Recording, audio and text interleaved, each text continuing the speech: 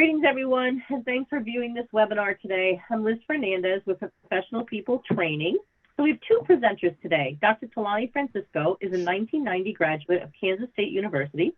Currently, she is the Wild Horse and Burro Coordinator for the U.S. Forest Service in Albuquerque, New Mexico.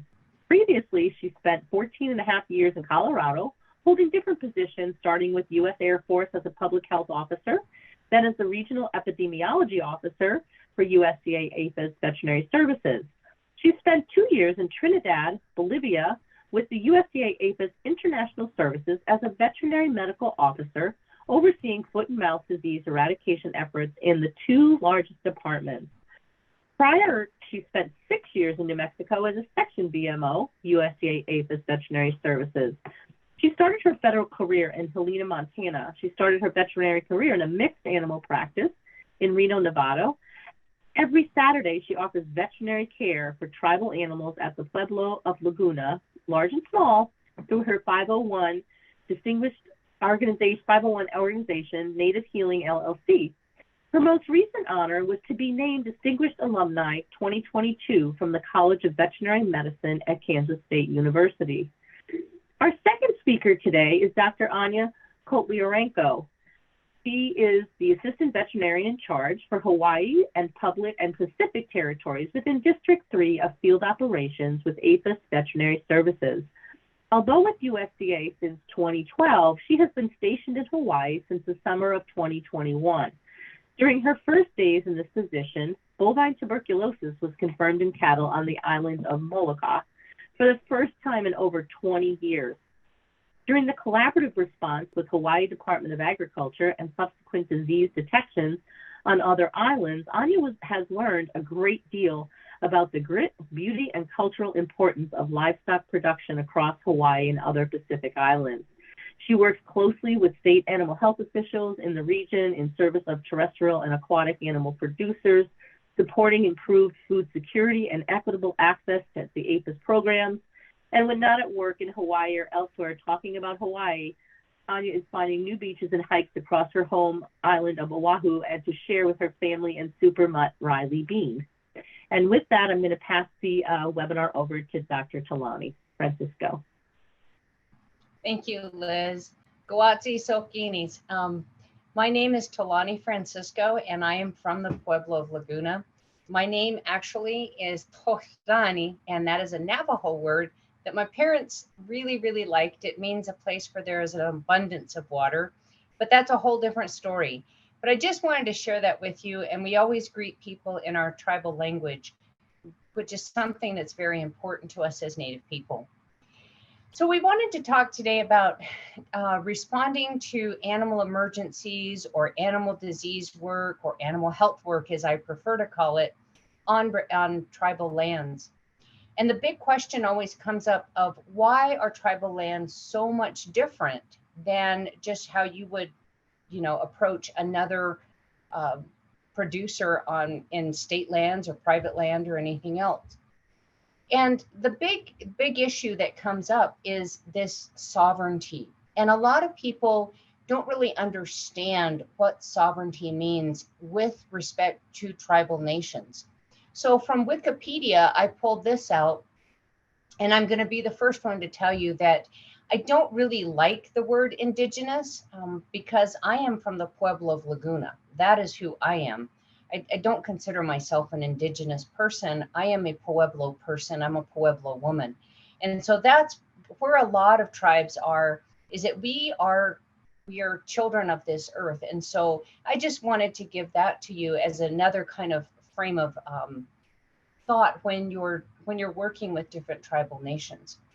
So the big thing with sovereignty is that tribes, it's the federal government and their ability to recognize that tribes can govern themselves, even though we reside within the borders of the United States of America.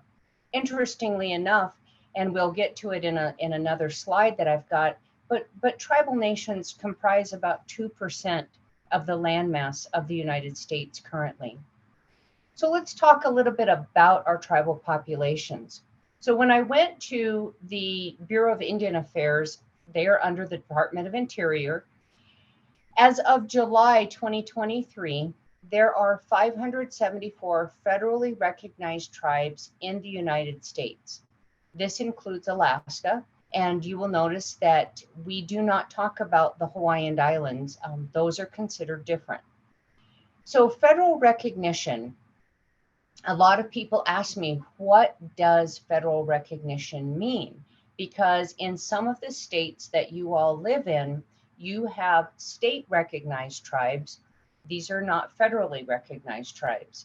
So to be federally recognized, the U.S. Department of Interior and then the subunit, the Bureau of Indian Affairs, has to have established with that tribe a type of a constitution or an organization to determine their self-governance. So determining that sovereignty, okay, that was why I gave you that definition. So they've got to have that. They also have to have a way of the individual determining their blood quantum. And so whether it is a lineage, so you show your family tree as to how you go back into that tribe and have somebody that was one time a full-blooded tribal member and how you are related to that person, or how your tribe, like with the Pueblo of Laguna, it's mandated that you have to have 1/4 blood quantum, and you have to show that. It's got to be on a tribal, on a family tree, and it has to be documented. So if the parents didn't, get married, or the children don't know who their father is, and they're only looking at their mother's blood quantum, that really does the child some disservice. So there's a lot of discussion about that. There's also a lot of discussion about people, individuals, and I have some in my family that are full-blooded Indian, but they're not enough of any one tribe to be recognized by that tribe. And so we have a lot of our younger generation that are very mixed blood. I'm one of them. I'm 1/2 Laguna. I'm a 4th Catawba from South Carolina and a 4th Anglo from Southern Alabama. My mother's mother was from a family south of Montgomery, and she married my grandfather in South Carolina, who was Catawba. And so my mother and all of her brothers and sisters are half, which makes me a 1/4. But our custom in the Pueblo tradition, where I come from, my father is full-blooded Laguna. And so I recognize and was registered as a Laguna because we follow our father's lineage in the Pueblo tradition. Likewise, I married a non-tribal member. He's a Medigana. And so my father said when I got married, I had to live off the reservation because I married a non-tribal member, a white person, if you will. And so I go live as the white people. Doesn't mean that I'm no longer from the Pueblo of Laguna and that I don't live there and do everything there and have my clinic, but because I have to go live as my husband. So we see that, and that's one of the little customs and traditions that is unique to my tribe. The Pueblos, there's 19 in New Mexico, are very similar all in that respect. And so a woman becomes what her father was. Now it's different when we start talking clanship and all of that, but to be in the world, to function in the world, you follow what your father was.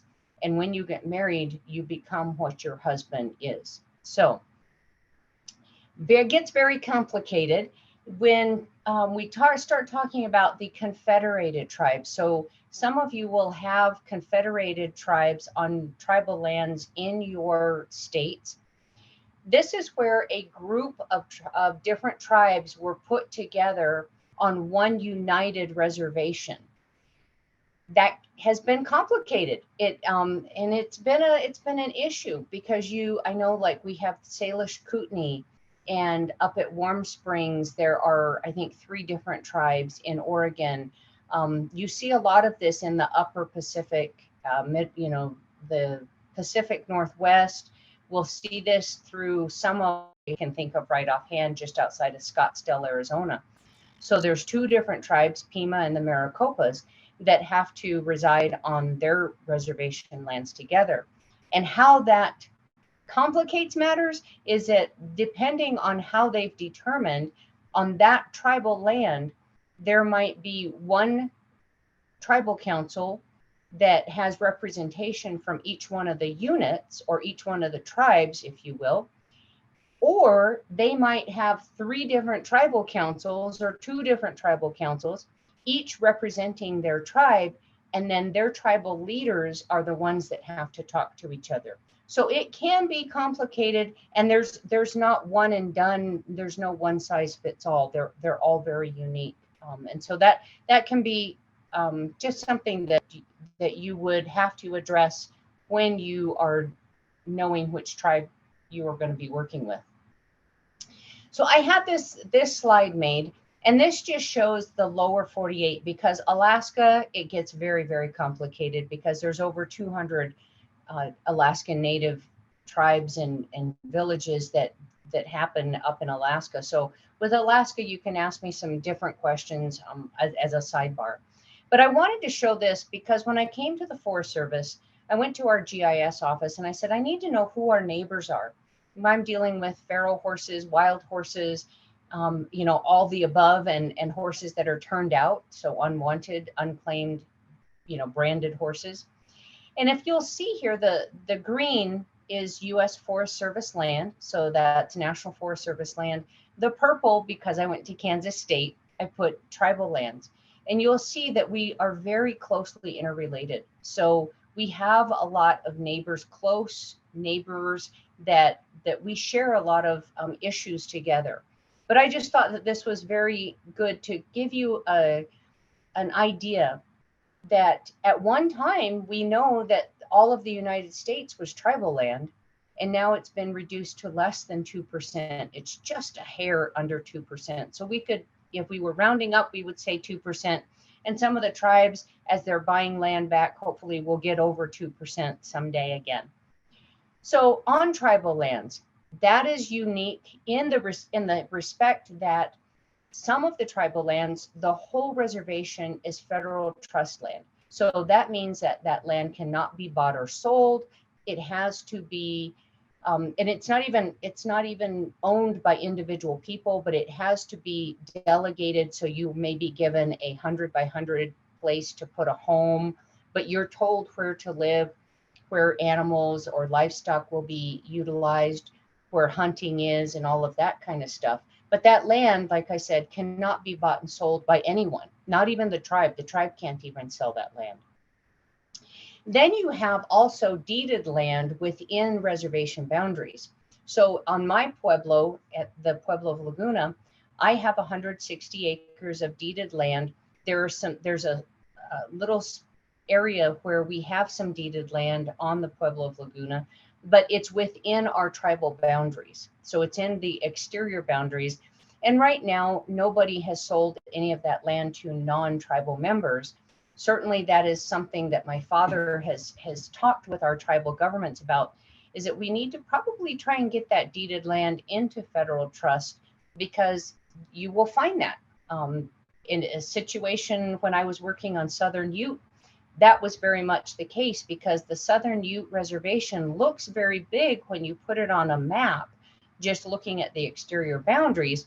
But then you'll find out that many of the lands, with much of the acreage, I should say, within the tribal boundary has been sold to non-tribal members. So it gets very checkerboardy. And you'll see that in Eastern Navajo quite a bit. They call it the checkerboard part of the reservation.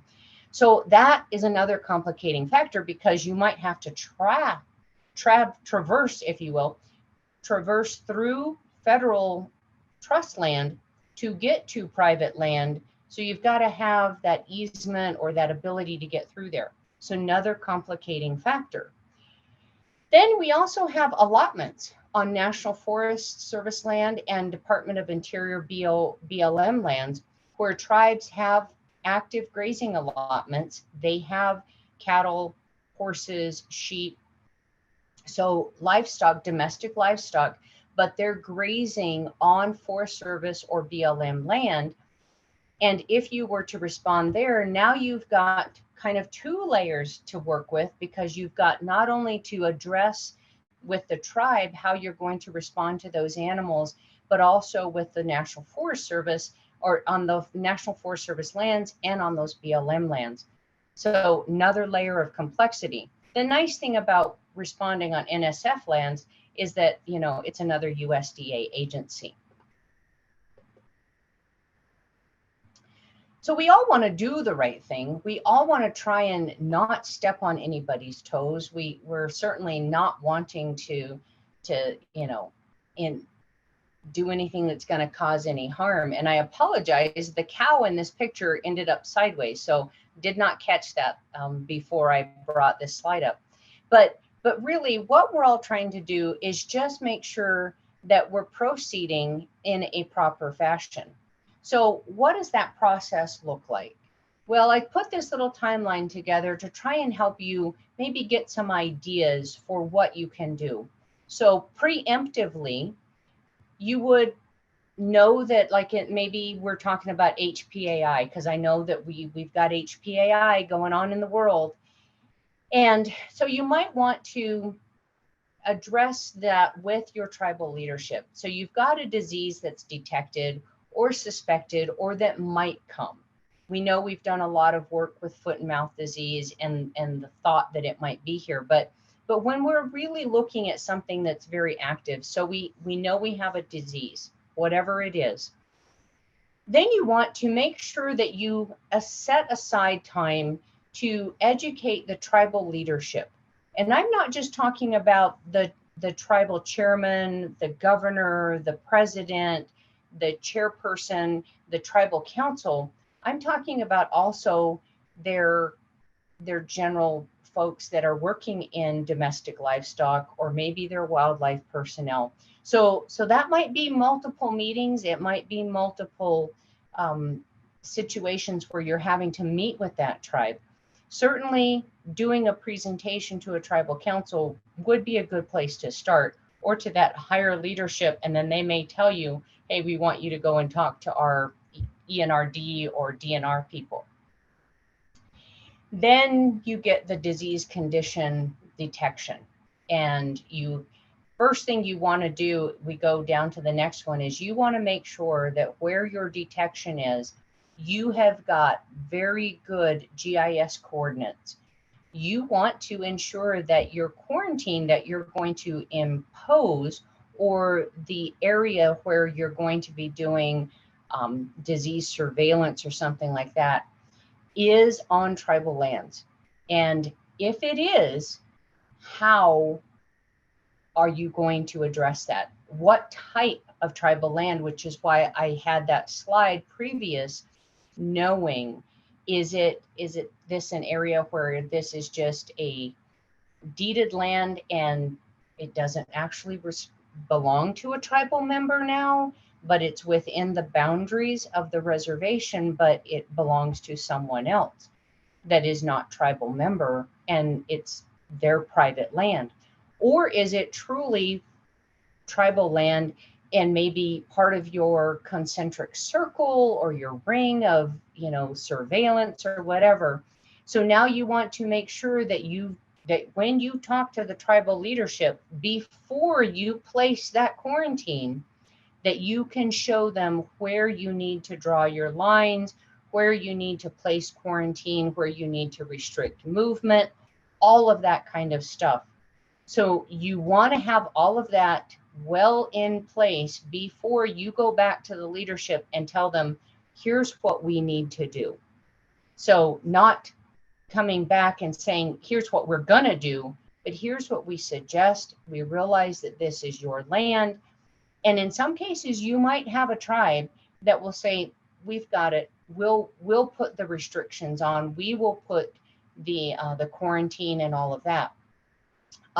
In other cases, you may have a tribe that says, look, we don't have the response personnel.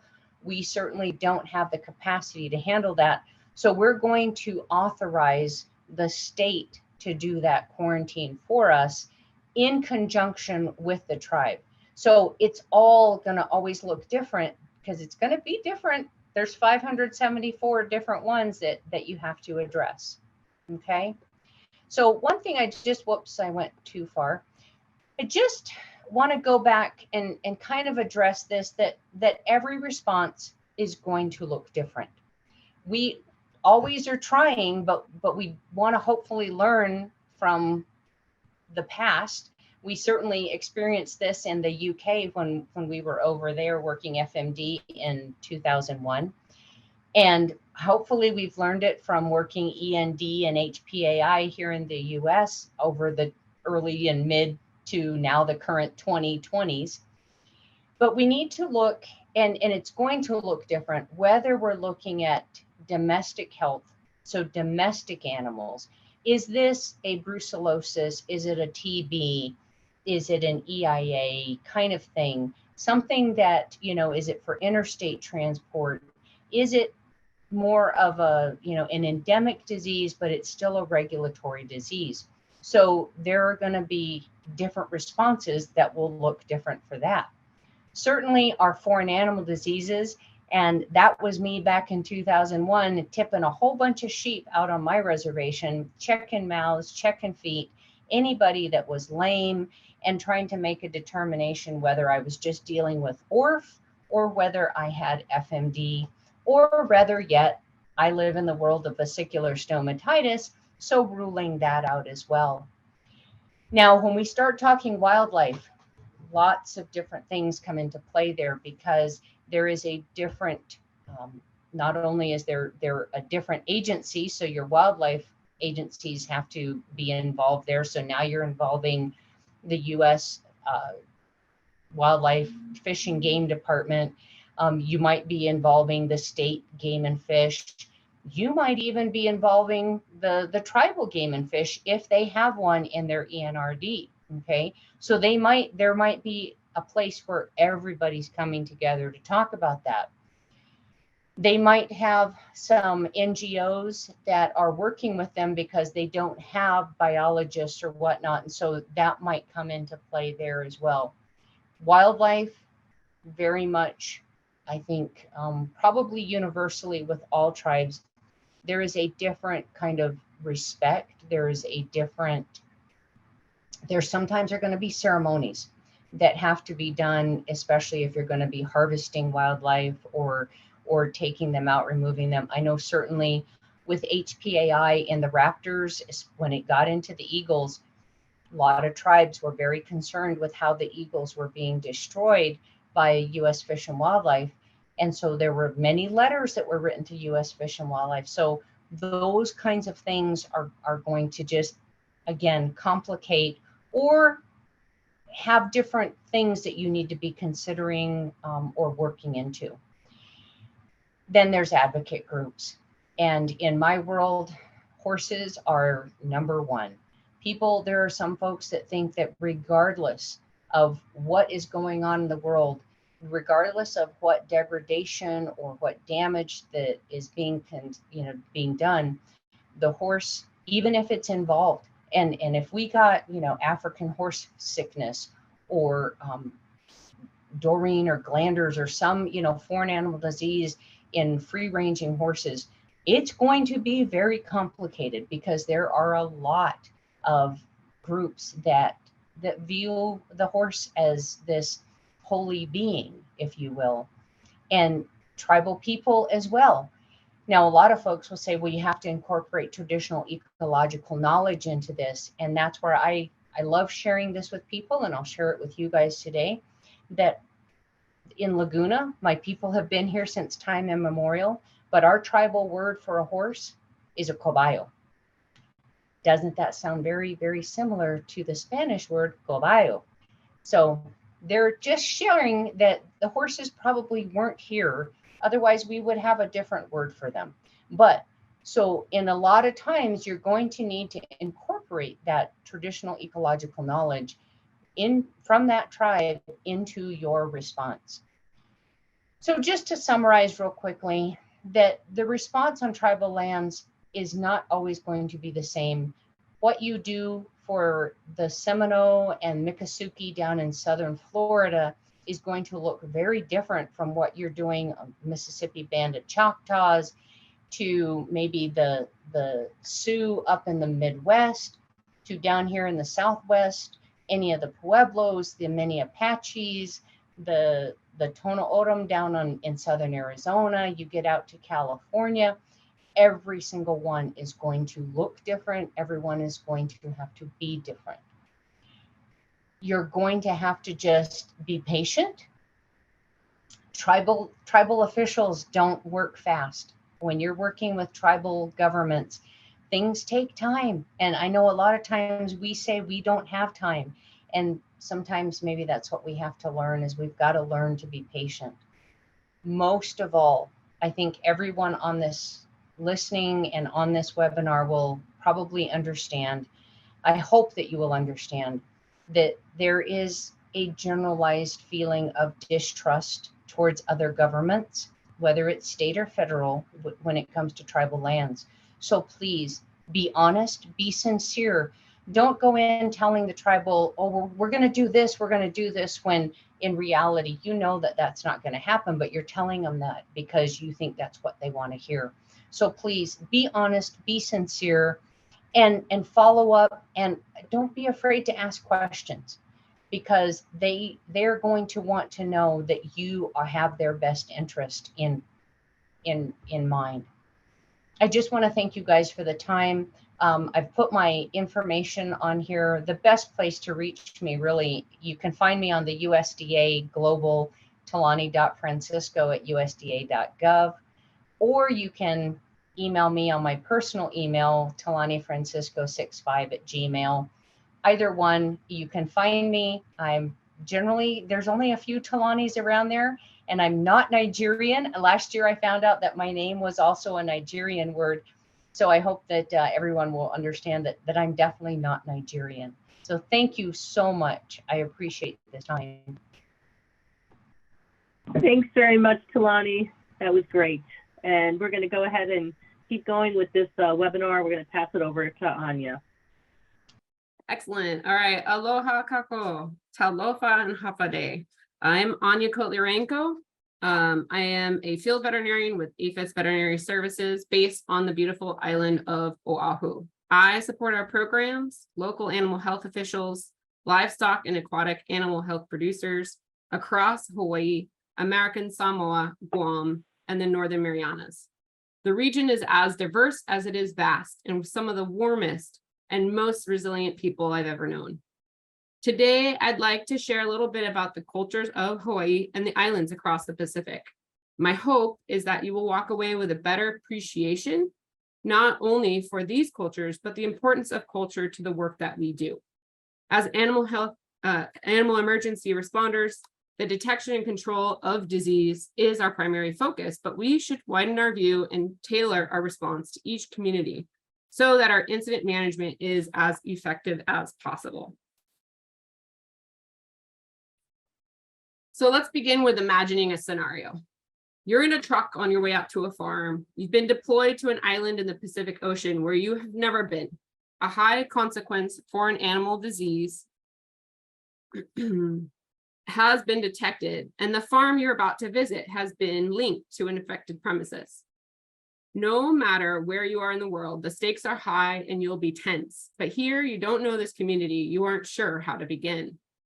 Pull back a few miles. Imagine you're in the ICP. You are the public information or liaison officer and have years of IMT experience all over the US, but not here, not in this community. So where do you start? Who will be your audience and what stakeholders will you be coordinating with? Whether you're in the truck or in the ICP, you're probably asking yourself the same question. What's the right way to get things done? In 1997, the CDC released the first edition of Principles of Community Engagement. And as you'll see the definition they developed here, I just want to highlight, you can change the word community to better identify what affiliates a group of people, such as their homelands or a common industry. Today, I'll focus on how we can start to engage with a community when it's their culture that binds them together. So before we learn with Hawaii as our teacher or okumu, I want to highlight a few important considerations. So I am not Hawaiian. I'm a guest of Hawaii, and my family and I are working to learn how to live pono. So pono means balance, alignment, and righteousness. So for us to live pono, we must respect all life and must learn the cultural values of the Hawaiian people, Hawaiian stories, and Hawaiian ways of being so we can respect them and embody them. Hawaii may be our kumu today, but the steps that I'm sharing with you are for the engagement of any and all communities. I hope these steps will help you as they have helped me, but please know that I am still learning and I will keep trying to do better. In case you haven't heard of it, I want to introduce the powerful platinum rule. So as opposed to do unto others as you would have done unto you, or the golden rule, the platinum rule asks you to do unto others wherever possible as they would want to be done to them. You got to get excited because this is going to come up a lot today. Finally, we can approach any community as if it were made up of clones. You don't live exactly like or hold the same beliefs as your neighbor, so we shouldn't expect that of anyone else. Information I'm sharing about engaging with community is intended to help, but you'll need to learn and adapt as you go. So let's get back to our scenario. As you approach a community, farm by farm or prem by prem, or through the various communication methods in your role in an IMT, it's vital to understand something of context. So that's the information surrounding what's being said by the people saying it. We all use context, but to varying degrees. The State Department has a great website on this topic as part of a program originally directed by anthropologist Edward T. Hall. Mr. Hall considered time and space as forms of cultural expression while working with Native American tribes in the 1930s. The context of a culture impacts how people relate to others, how they communicate, how they treat time and space, as well as how they learn. While we should remember that individuals are not necessarily going to behave exactly as their neighbors, like I said, I think it's a useful approach to any culture, community, or industry group. You can see on this slide some contrast between the two ends of the context spectrum. A culture that is on the low end of the context use spectrum, like the one we experience in many areas of the United States, employs direct communication. We convey information explicitly and get to the point. We often cover one topic at a time. Time is linear, one thing first, then to the next. People at all organizational levels are encouraged to participate in discussions and decision-making. Dress and speech tend to be informal. Hawaii and many Pacific Island cultures rely on context more. While I'll talk about how I've seen this work in Hawaii and recently also American Samoa, generally high context cultures speak less directly. Time is not as linear. Where you are, who you're with, and nonverbal components of the conversation all greatly impact the meaning of what's being said and how it will be understood. Relationships are very important. Social and organizational position matters. You'll probably need to prepare for timing to be estimated more often. Think back to the moment I mentioned the platinum rule.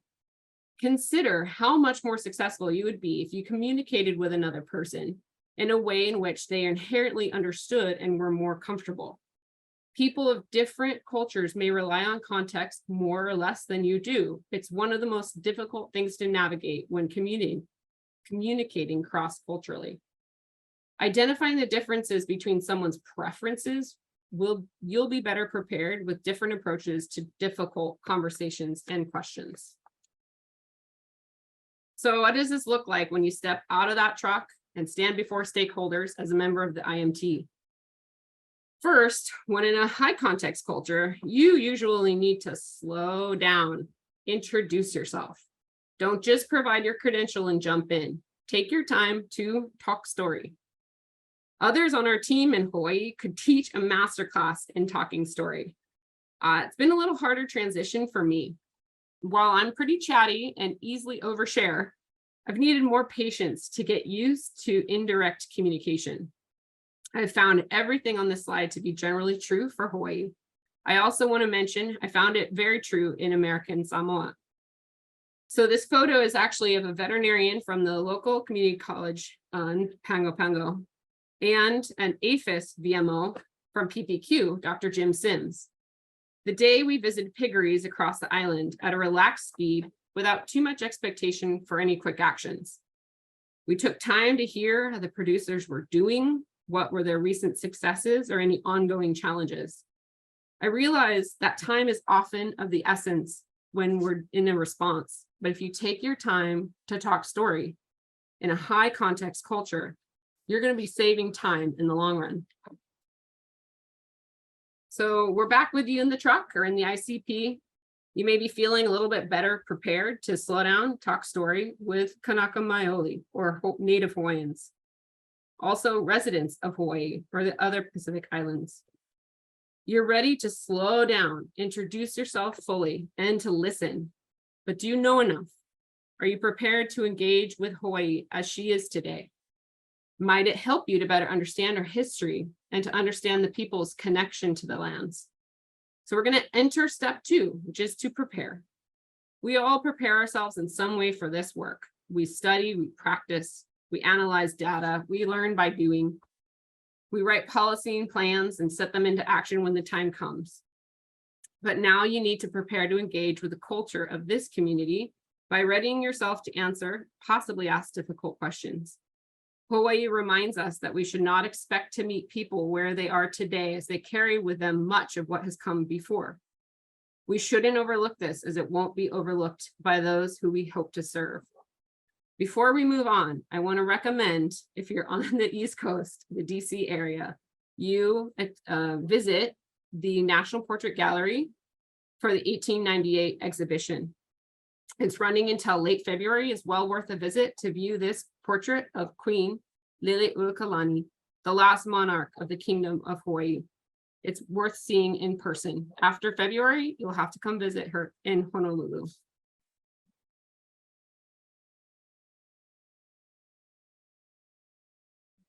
Okay.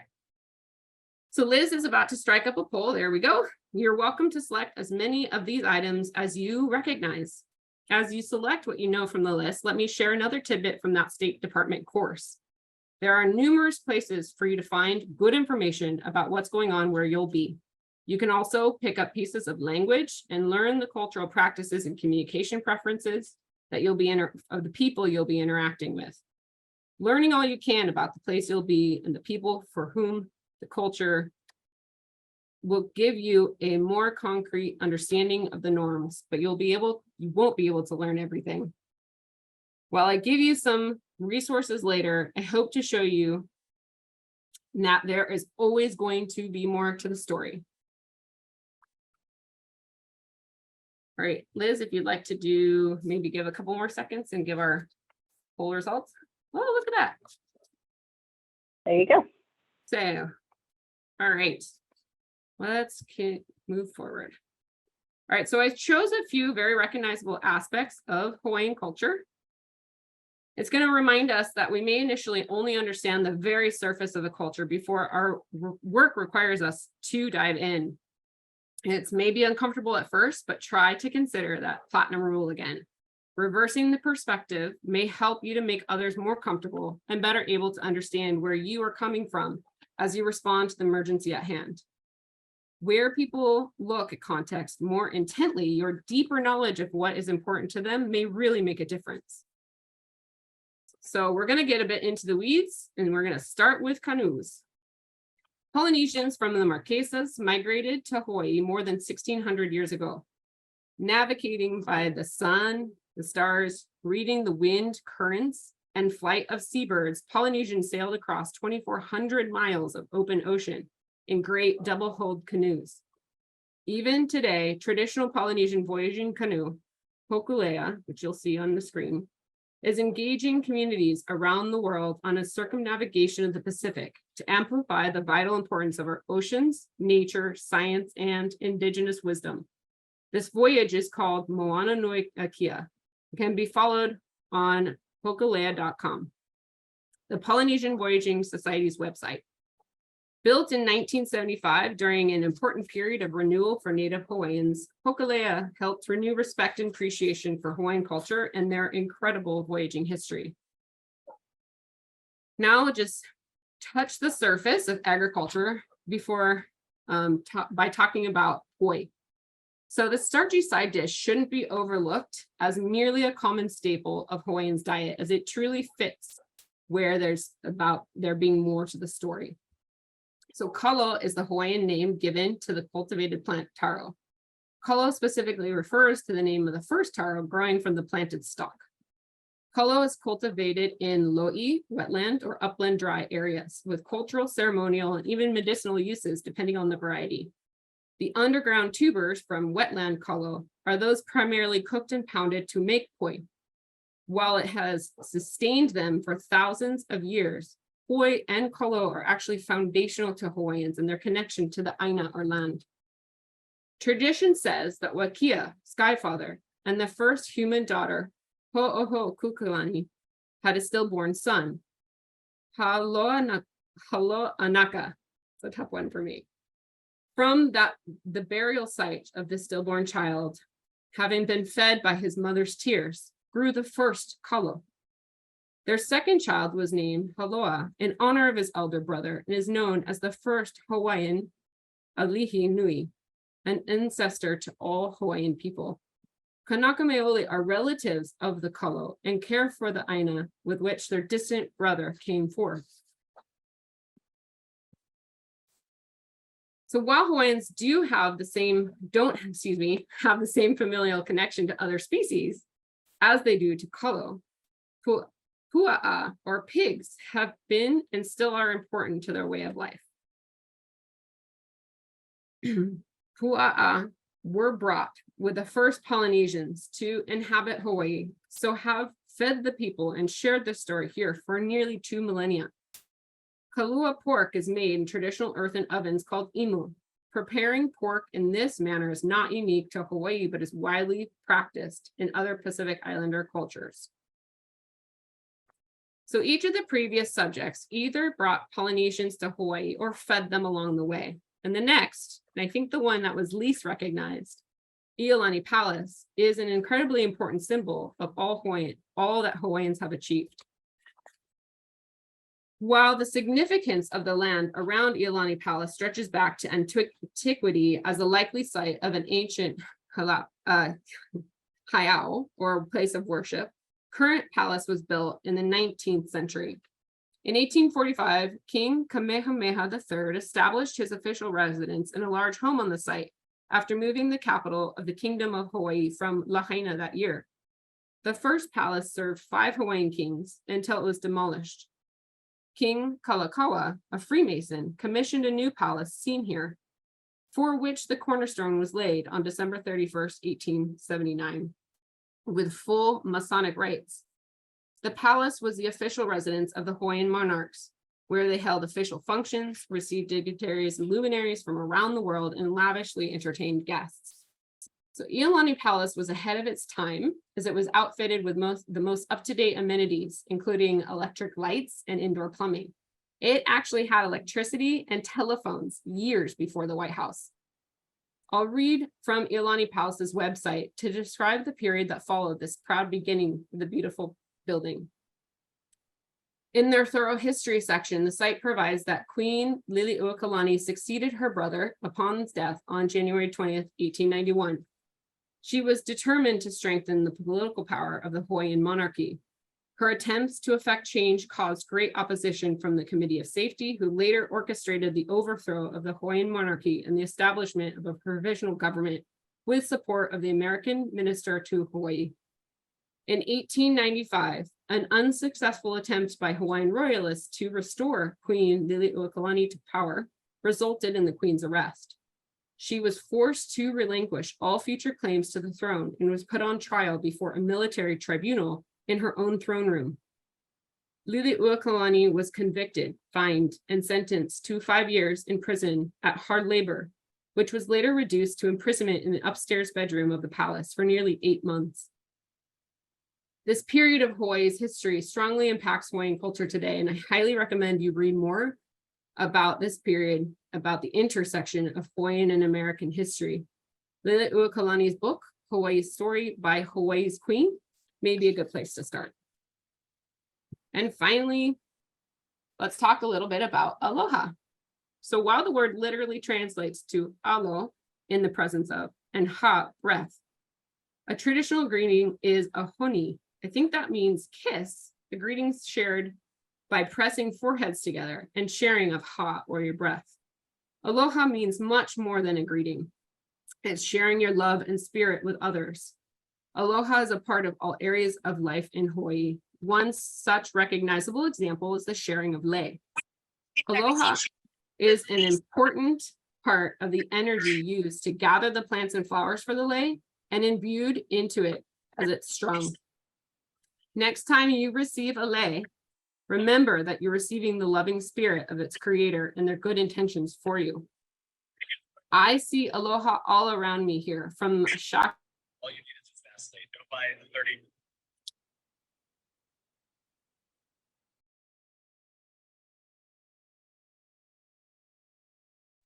All right, I got muted too. So I see aloha all around me here. From a shaka I receive for letting someone into traffic, and kind smiles and words of encouragement from aunties as I manage 2 young kids in the world. And it's important for our work here today, the care and dedication of the people across Hawaii for their land. This is going to bring us to Aloha Aina. So we can translate this and you get love of land, but it's much more of an understanding that all things within and around this world are a part of an interconnected fabric. Aloha Aina is to live with this understanding and apply the knowledge in work and lifestyle. Remember the connection between Hawaiians and kalo. Yes, this goes very, very deep. To look at Aloha Aina within our own lens, I sometimes think of it as a precursor or even the original One Health. Kanaka Maoli understood, as many Native communities have always, that their own well-being now and in the future depends almost entirely on the care of the land and natural resources. There are many examples in history and today, but I want to briefly share about the ahu ula and the o'o. The ahu ula is a feather cloak, such as the one on this slide. Again, head to the National Portrait Gallery to see this specific example. King David Kalakaua may have worn or displayed this feather cloak on the royal throne, as the ahu ula had become known as the robe of state by the mid-19th century. Kalakaua was intent on uplifting Kanaka Maoli. By the end of the century, featherwork was a powerful symbol of the Hawaiian kingdom. The cape, which is considered to be a portrait of Kalakaua, features feathers from native forest birds. So these yellow feathers come from the o'o or the mamu. These birds are mostly black and shed only a few yellow feathers in the molting season. So considerable manpower and expertise were required to catch the birds, remove the yellow feathers, and then release them back into the wild. The birds were revered and the cloaks were symbolic of the importance and value. While some forest birds were hunted to some extent, overhunting and diseases aren't known to have diminished populations until well into the 19th century, after many decades of contact by Western civilizations and introduction of invasive species. Sadly, the o'o was declared extinct recently, though the last known sightings on Kauai in the 1970s and 80s. So while the examples of the o'o, it's not exactly agriculture, it reflects a powerful connection between Hawaiians, the lands, and the animals upon it. Another example is the creation of loko'ia, or fish ponds. Hawaiians paired their understanding of their aina with ingenuity hundreds of years ago to build enclosures around where fresh surface water met the ocean. They allowed fish to enter these brackish ponds to mature and reproduce within a sustainable early aquaculture system. So Polynesians brought along some species as they moved north of the equator and then creatively cultivated native species in Hawaii. But other livestock were not introduced until later, before coming success stories in Hawaii. So cattle were brought in the islands as a gift to the monarch in the late 18th century. Took some years before the king would allow Hawaiians to capture and raise these animals, and that was early 19th century. Cattle have since become an important part of Hawaiian culture, with the help of ranching guidance provided by Mexican vaqueros brought here around that time. They taught Hawaiians how to herd and rope, with horses also introduced in the early 1800s. This created the paniolo, or Hawaiian cowboy. It's a culture unto itself. Sadly, agriculture is not without significant challenges in Hawaii today. Ever-rising costs of resources such as land and food are pricing many from all walks of life out of paradise. For the first time, there are more people identifying as Native Hawaiians living outside of Hawaii. You may work with Hawaiians or Pacific Islanders much closer to your home area, especially if you're based on or near the West Coast. In Hawaii and elsewhere, we understand that livestock and aquaculture producers are not immune to being priced out of their way of life. Introduction of disease makes the math more challenging, pushing some producers to find new ways to make a living. And in Hawaii, this pushes us farther from achieving food security. So with this brief overview of a complex history, hopefully you have a better understanding of the cultural importance of some of Hawaii's plants and animals, this land, and her natural resources. Much of the Pacific region has similar agricultural products and surely faces the same, if not greater, challenges in maintaining a thriving agricultural industry. So with this knowledge, how are you feeling as you approach that farm or reach out to industry partners from your position in the ICP? Do you feel more prepared, ready to engage so that you can effectively respond to animal health emergencies? So I hope you do feel you are better prepared should you be responding in Hawaii amongst Native Hawaiians far from their homelands, and have tools you can put into action so should you visit or respond to other Pacific Islands. While I hope we do not need you, a community somewhere else will soon enough. Remember that this process can and should be applied for each community you serve. Next question is, who should be at the table along with us? Yes, you will see a couple positions in the IMT listed here. Also general roles from responders to community members. But the key message is this: whether you are a field responder arriving by truck or through the ICP doors, you can actively engage the community within which you are serving. While some IMT roles have specific leadership duties to inform the public and coordinate with other agencies and industry leaders, we all need to prepare for each community by bearing in mind the important aspects of their culture, relationships with time and space, their belief systems, and experiences. So like King Kalakaua, he was known as the Merry Monarch. Our seat should always be amongst the people instead of the head of the table. It's critical, especially in a place like Hawaii, that we include local responders and community members as partners in our response.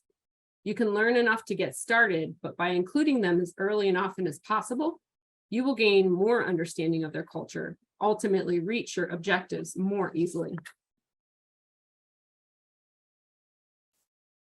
So I'll leave you here with a lesson of the splintered paddle. It's the first law of Hawaii, created by the first king of the unified kingdom of Hawaii, Kamehameha I. All people deserve respect, and it is wrong for the powerful to mistreat others. While we have a job to do and an expectation to lead the response to an animal health emergency, I hope you will approach each community with respect and humility, also with a sincere willingness to listen. By considering how culture uses context and preparing yourself well, you'll be ready to engage with Aloha. So you'll see a QR code on your screen. If you lift up a smartphone and open your camera, it'll bring up the website. This is Microsoft Forms. So it is a safe platform. And I have a list of websites that I found really informative and useful and interesting. So the list of the websites is on that page, but it also has space for you to give me feedback. Like I said, I am always learning, and also space for you to ask questions. While I'm happy to take any here today, you are welcome to post them there. And if you provide me an email address, I'll do my best to get back to you. Mahalo nui. Let me know if you have any questions.